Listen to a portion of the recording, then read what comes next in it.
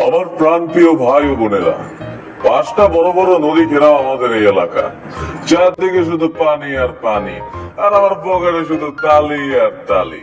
এই প্রান্তিক এলাকায় প্রচারণার তেলের খরচ যোগাইতেই আপনাদেরকে একটু আর্থিক দোয়া চাই। আইসে নিতে এত কথা কিন্তু আপনি নির্বাচনে খরচ বিটানোর দায়িত্ব কি আমাগো? আমরা ভোটও দিমু, আবার পকেটের টাকা দিয়ে আপনি নির্বাচনে খরচও দিমু। ঘটনা কি? শোনো মিয়ারা, নির্বাচনের এত খরচ নিজের পকেট দিয়ে করলে চলবো? জনগণের জন্য নির্বাচন করি, খরচ তো জনগণই দিতে হইব। বুঝি জনগণের মাথায় কাটার ভাঙ্গে খাওয়া দান্দা। আপনার এই জনগণে ভোট দিবে না এদের, আপনার এই জনগণে ভোট দিবে না এটা শিওর থাকেন।